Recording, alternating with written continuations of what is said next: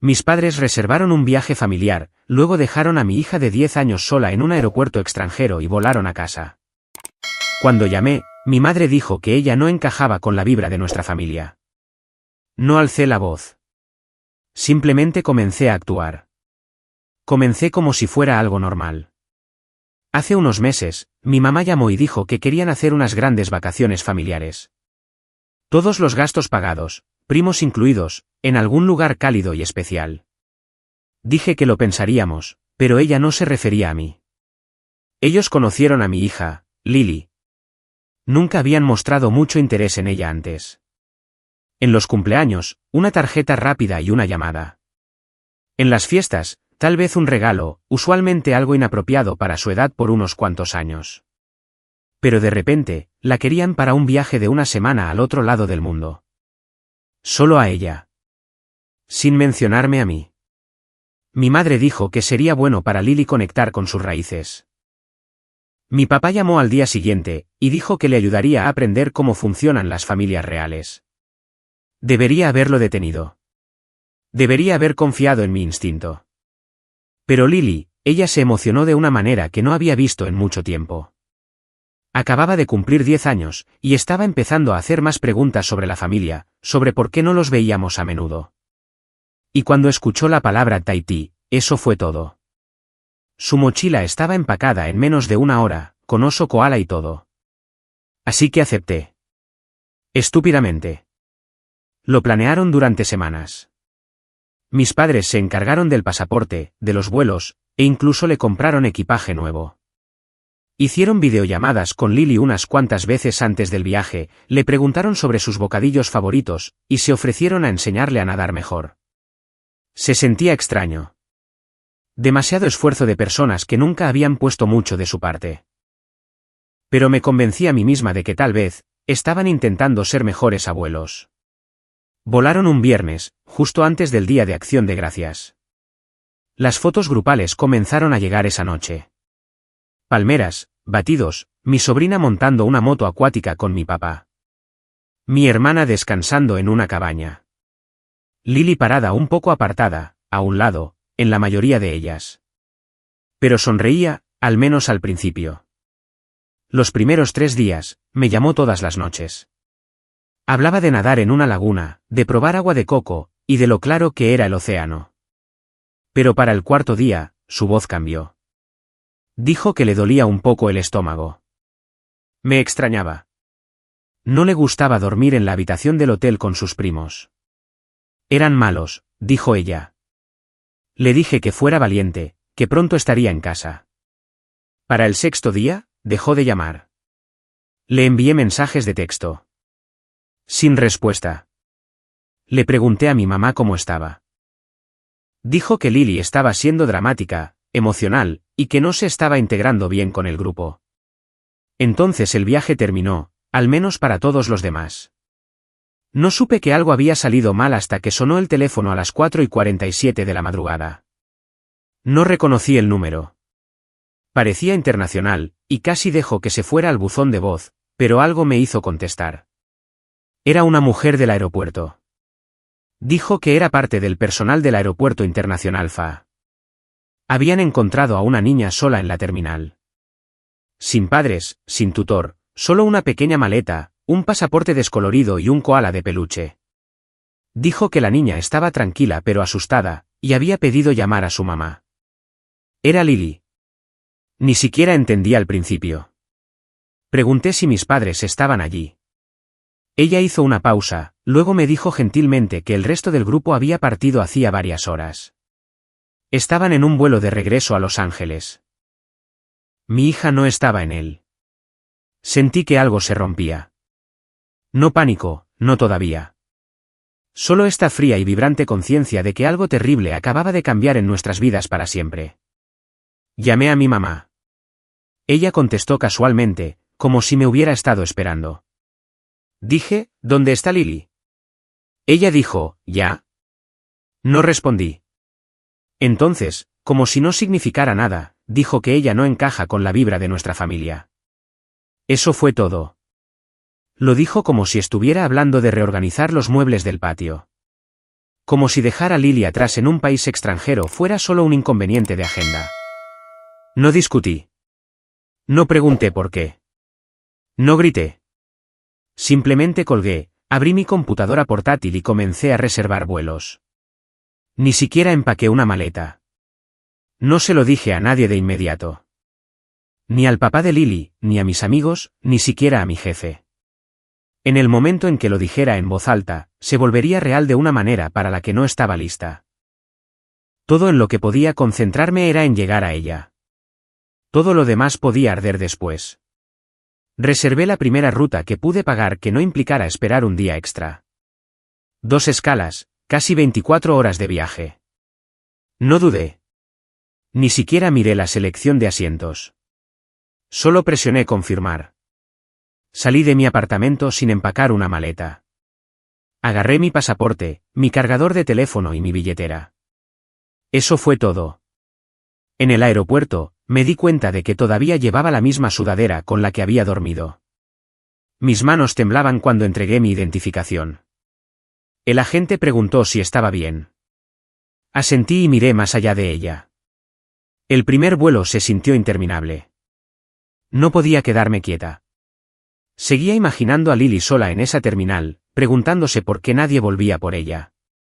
Cada pocos minutos, revisaba mi teléfono, aterrorizada de ver una llamada perdida diciendo que algo había salido mal. Durante la escala, el ruido del aeropuerto comenzó a sentirse irreal. Las familias reían. Los niños corrían con animales de peluche. La gente se quejaba de los retrasos como si importara. Me senté en el suelo cerca de un enchufe y, finalmente, me permití pensar. Mis padres no habían cometido un error. No la habían olvidado. La dejaron. Esa verdad me golpeó en algún lugar sobre el Pacífico. No como una ola, como presión.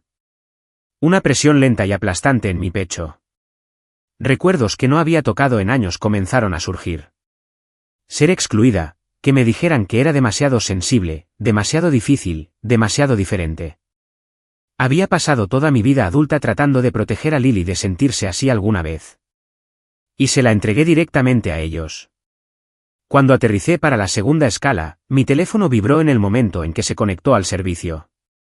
Era un mensaje de la mujer en el aeropuerto de Tahití. Dijo que Lily había dormido en una pequeña sala de personal. Uno de los empleados se quedó con ella toda la noche. La policía local había sido notificada, pero no estaban alarmados. No todavía. Lily no había sido lastimada. No había estado sola. Leí ese mensaje 3 veces antes de que mis piernas cedieran, y me senté allí mismo en el suelo. Entonces llegó otra notificación. Mi hermana. Ella dijo, mamá me dijo que te estás volviendo loca. Se exageró todo. Lily estaba bien. Miré ese mensaje de texto durante mucho tiempo. Mis manos estaban firmes ahora. El pánico se había consumido y dejó algo más frío detrás. El vuelo final se sintió más largo que todos los demás combinados. No dormí en absoluto. Solo repetía la última llamada telefónica de Lily en mi cabeza. La forma en que había dudado antes de decir adiós. La forma en que dijo que me extrañaba, como si no estuviera segura de si se le permitía hacerlo. Cuando el avión finalmente aterrizó en Tahití, me moví más rápido de lo que jamás lo había hecho en mi vida. Un oficial de policía estaba esperando justo después de la aduana. No hizo muchas preguntas. Él ya sabía. Me guió a través de un pasillo lateral, lejos de las multitudes, hacia una pequeña oficina que olía a café y desinfectante. Lily estaba sentada en una silla, envuelta en una manta que era demasiado grande para ella.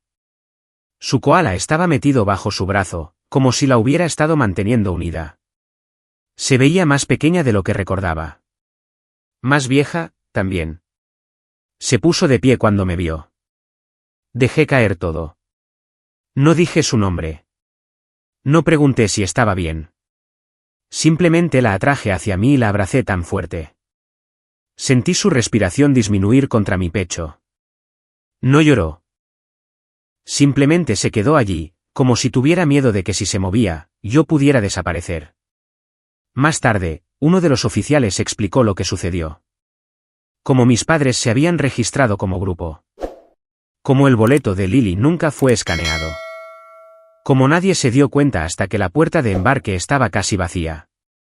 Como ella esperó porque pensó que tal vez estaban en el baño o comprando bocadillos. Como seguía diciéndole a la gente que no quería meter a nadie en problemas. Esa parte fue la que más dolió. Cuando finalmente estuvimos solas, me hizo una pregunta: ¿hice algo malo? Fue entonces cuando supe que esto no se trataba solo de traerla a casa. Esto se trataba de lo que vendría después. Nos quedamos en Tahití 2 noches más de lo planeado. Los vuelos estaban todos llenos el día después de que la encontré. Y honestamente, estaba bien con eso. No quería empujar a Lily directamente a otro avión después de lo que acababa de pasar. Apenas me soltaba la mano. Incluso cuando dormía, mantenía sus dedos envueltos alrededor de mi manga, como si necesitara seguir confirmando que yo todavía era real. El hotel nos dio una pequeña habitación cerca de la playa. Ella se sentó afuera una tarde y miró el océano en silencio durante casi 1 hora. No interrumpí. No lloró. Ni siquiera habló mucho. Era como si algo dentro de ella se hubiera apagado. Eso fue lo que más me asustó. No el abandono, no la logística, sino la quietud en ella. La forma en que parecía que ya estaba tratando de olvidar. Volamos a casa la noche siguiente. 2 escalas de nuevo. Una en Auckland, una en Lax. Durante todo el viaje de regreso, seguí pensando en lo rápido que habían cambiado las cosas. Solo 10 días antes, la estaba despidiendo con un abrazo y una maleta llena de protector solar y libros. Ahora la sostenía como si alguien pudiera intentar quitármela de nuevo. Llegamos a casa tarde. No se lo dije a nadie. Sin anuncios, sin llamadas. Le hice panqueques a Lily a las 2 de la madrugada porque dijo que no recordaba haber comido en el avión. Comió despacio, luego se quedó dormida en el sofá con su koala bajo el brazo. Yo me quedé despierta. A la mañana siguiente, comencé a hacer llamadas. El aeropuerto de Tahití ya había presentado un informe con su policía local. Solicité copias. Los registros de seguridad mostraban la hora en que había sido vista. Había declaraciones de testigos, notas del personal que se sentó con ella durante horas, incluso una declaración firmada por un psicólogo que había hablado con ella brevemente. Los hechos estaban allí, en blanco y negro. Mi hija había sido dejada atrás. Nadie vino a buscarla. Ningún adulto intentó registrarla. Nadie informó al personal del aeropuerto que una niña volaría por separado. Simplemente se fueron. Envié todo por correo electrónico a un abogado con el que había trabajado hace años durante mi demanda de custodia con el padre de Lily. No sabía qué quería exactamente, solo que no podía dejar que esto se escondiera bajo la alfombra como cualquier otra cosa que mis padres hubieran hecho. Me devolvió la llamada a la mañana siguiente y me dijo que tenía un caso. Presentamos la demanda en 48 horas. Fue entonces cuando comenzó la tormenta. Mi hermana fue la primera en contactar. Dejó un mensaje de voz diciendo que yo estaba exagerando, que mamá y papá estaban confundidos, que Lily había dicho que quería irse a casa temprano y pensaron que ya se había ido. Lo llamó un simple malentendido. Le envié una captura de pantalla de los registros de embarque. Lily nunca tuvo un boleto de regreso. Luego llegaron los correos electrónicos de mi madre. Largos, pasivos, cuidadosamente redactados. Dijo que Lily se aisló durante el viaje. Que no participaba. Que no parecía querer ser parte del grupo. Y tal vez era mejor que tuviera espacio. Esa frase me hizo pausar. Tal vez era mejor que tuviera espacio. Como si le hubieran hecho un favor al dejarla atrás. Sin disculpas, sin asumir responsabilidad, solo esa horrible y pulida manipulación con la que crecí, convirtiendo su crueldad en algo racional, algo sensato. Me enfermaba. Para fin de mes, la demanda estaba en marcha. Mis padres contrataron a un abogado, intentaron echar la culpa. Nada funcionó. La evidencia era abrumadora. Cuando llegó a la corte, el juez no necesitó mucho tiempo. Leyó las declaraciones, revisó la línea de tiempo, escuchó las grabaciones y luego dio su fallo. $50.000 en daños por angustia emocional y una orden de restricción. Se les prohibió legalmente acercarse a menos de 50 metros de Lily o contactarla de cualquier forma durante 5 años. Mi abogado preguntó si quería presentar cargos penales. Dije, no, esto no se trataba de venganza. Esto se trataba de mantener a Lily a salvo. Esa noche, le conté todo sobre el fallo, sobre la distancia que ahora tenían que mantener.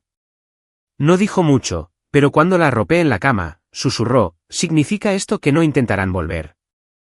Dije, sí. Y ella finalmente cerró los ojos y durmió toda la noche. Después del fallo judicial, esperaba más. Más drama, más rabia, más resistencia de mis padres, o al menos una llamada telefónica de mi hermana gritando sobre cómo yo lo había arruinado todo. Pero todo estaba tranquilo. Sospechosamente silencioso.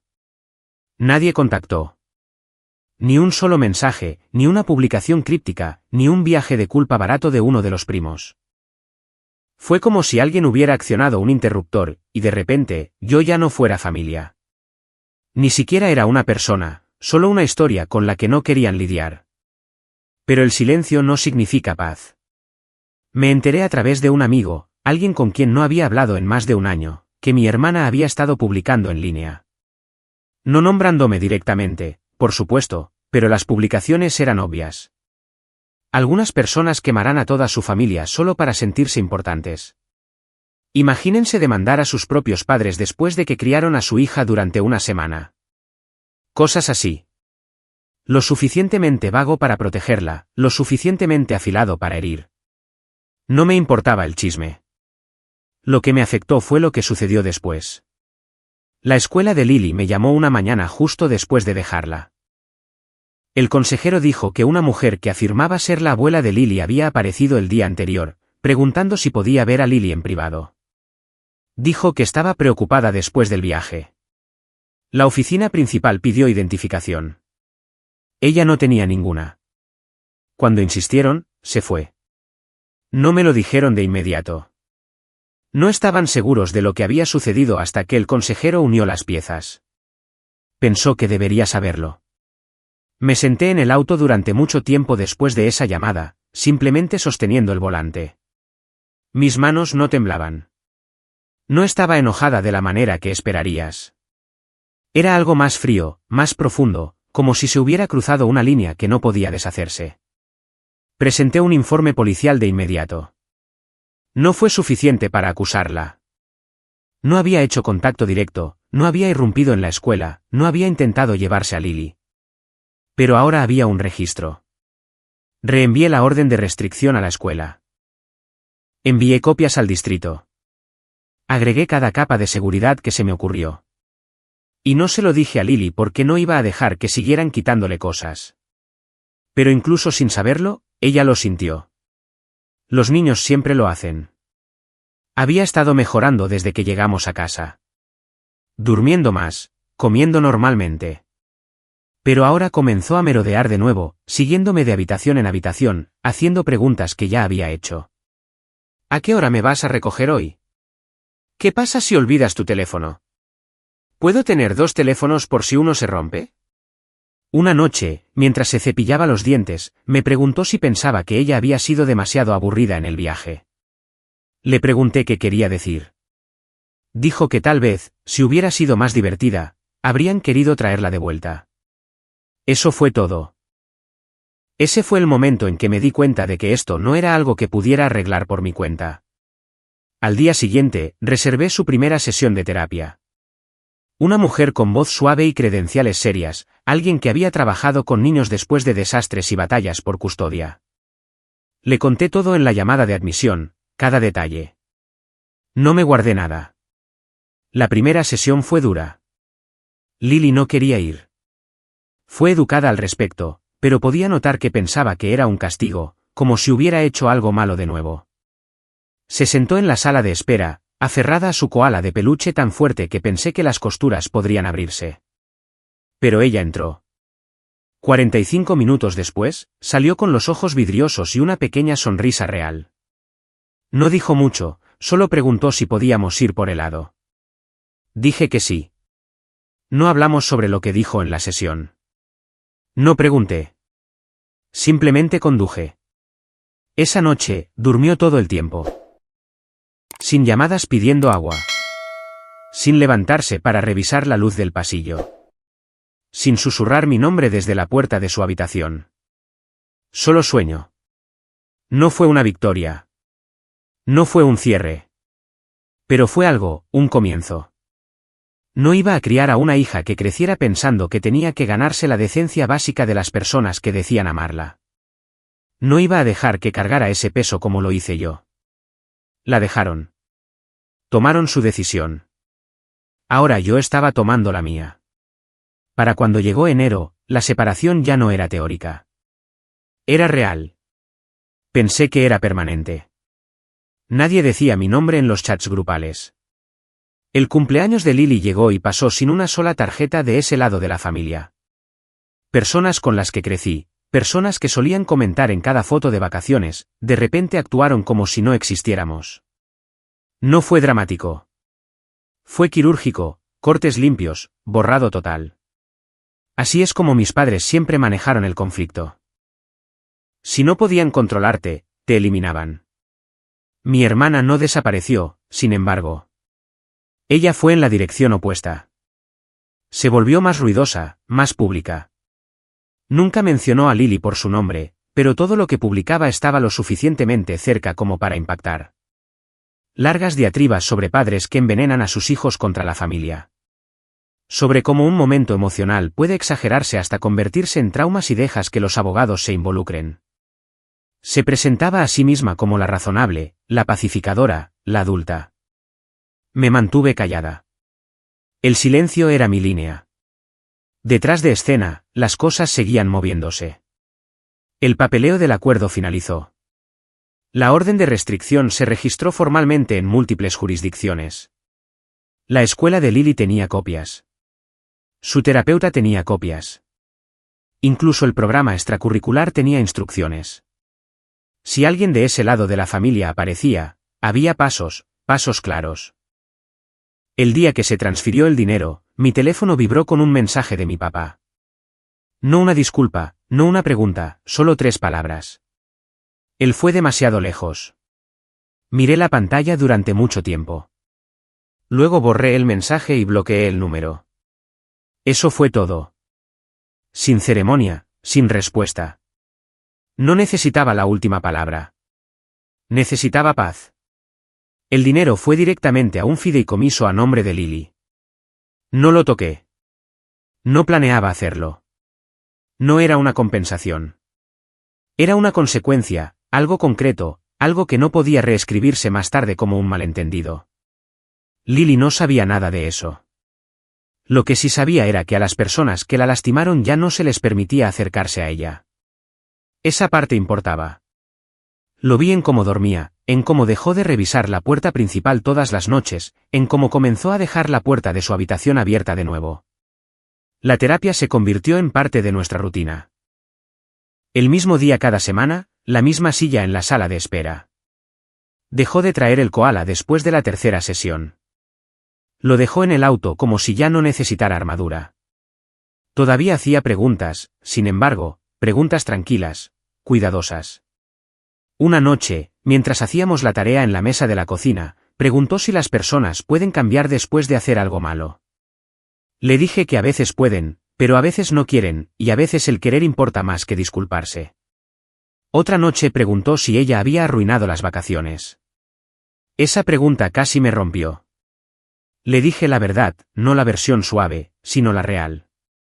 Que algunas personas tienen reglas sobre quién pertenece, que esas reglas son pequeñas, egoístas e injustas, y que ella no rompió nada. Ella simplemente se negó a desaparecer lo suficiente para hacerlos sentir cómodos. Escuchó, luego asintió como si todo encajara en su lugar. En la escuela, comenzó a levantar la mano de nuevo. Su maestra dijo que se ofreció como voluntaria para ayudar a una estudiante más joven que estaba teniendo dificultades. Dijo que Lily le dijo a la niña que estaba bien tener miedo en un lugar nuevo.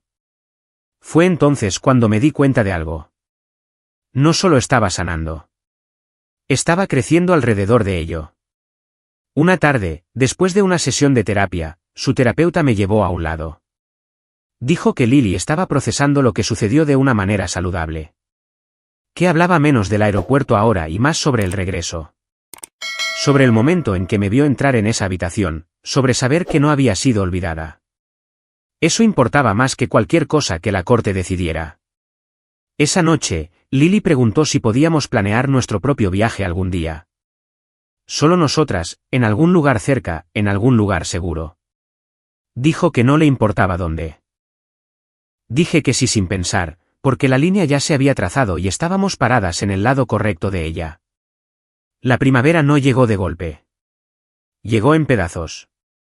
Algunas mañanas más cálidas, una luz más brillante a través de las ventanas, los primeros signos de verde en los árboles fuera de nuestro apartamento. Pero más que nada, lo noté en Lily. Sus hombros ya no estaban tan tensos.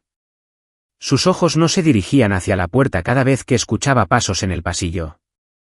Comenzó a tararear de nuevo mientras se cepillaba los dientes, tranquilamente, como si todavía estuviera probando el aire. Ya habíamos construido un ritmo para entonces. No solo un horario, sino una estructura que le daba espacio para respirar. Terapia 2 veces por semana. Paseos en el parque los domingos. Los viernes por la noche todo valía. A veces pizza, a veces hornear, a veces simplemente ver dibujos animados con palomitas de maíz y permitirnos no hacer nada. Ella lo esperaba con ansias como si fuera un día festivo. Las pesadillas no se detuvieron por completo, pero venían con menos frecuencia. Y cuando lo hacían, ya no las ocultaba. Venía a mi habitación, se metía en la cama y simplemente decía que era una mala. No necesitábamos explicarlo. La abrazaba hasta que su respiración se ralentizaba, hasta que el nudo en su pecho se desenredaba lo suficiente para volver a dormirse. La terapeuta seguía diciendo lo mismo. Ella está trabajando en ello. No se trata de arreglarlo. Se trata de darle las herramientas para cargarlo de manera diferente. Me dijo que no persiguiera la normalidad, que lo que estábamos haciendo ahora era sanar. Y tenía razón. Lily dejó de preguntar por ellos, mis padres, mi hermana. Ya no hablaba del aeropuerto, pero una noche, de la nada, mientras poníamos la mesa, dijo, ¿crees que alguna vez me extrañaron? No respondí de inmediato. Quería hacerlo. Quería darle una respuesta limpia y segura. Pero me había hecho una promesa a mí misma. No más fingir. Le dije la verdad. Tal vez lo hicieron, tal vez no. Pero la forma en que mostraban amor tenía reglas. Y la primera regla era que si no eres fácil de amar, te dejan atrás. Ella asintió. Eso fue todo. Y supe que entendió de una manera que era demasiado adulta para tener 10 años. En abril, trajo a casa un proyecto escolar. La tarea era dibujar un lugar seguro. Sus compañeros dibujaron casas en los árboles, dormitorios, patios traseros. Lily dibujó un avión. 2 personas, una alta, una pequeña, sentadas lado a lado. La más pequeña se apoyaba en el hombro de la otra. El cielo afuera era azul profundo, con estrellas por todas partes. Me lo dio sin decir nada. No lo enmarqué. Lo pegué junto al refrigerador donde ambas lo veríamos todos los días. Había momentos en los que todavía me enojaba. Una ira tranquila y amarga que burbujeaba cuando veía familias tomadas de la mano en el parque, o escuchaba a la gente hablar sobre sus padres cuidando a sus hijos. Pero dejaba pasar esos momentos porque la ira ya no era el centro de nuestra historia. Una noche después de la terapia, Lily preguntó si podíamos hacer un viaje, solo un fin de semana, nada grande. Había encontrado fotos de una pequeña cabaña cerca de un lago a 2 horas de distancia. Le gustaba la idea de que nos sentáramos en el porche a no hacer nada. Dijo que tal vez podríamos intentar eso a continuación. Me impactó lo lejos que habíamos llegado. No hace mucho, no podía dormirse sin comprobar si yo todavía estaba en el apartamento. Ahora quería viajar, no para escapar. No para probar nada, simplemente porque quería ir a algún lugar nuevo conmigo. Lo reservé al día siguiente. Nos vamos en julio. Sin itinerario, sin gran plan, solo nosotras dos, algunos bocadillos y el espacio para ser exactamente quienes somos. Sin actuación, sin fingir, sin encogerse para encajar en la idea de otra persona sobre quién debería ser ella. La dejaron en ese aeropuerto, Pero yo volví, y nunca dejé de estar presente.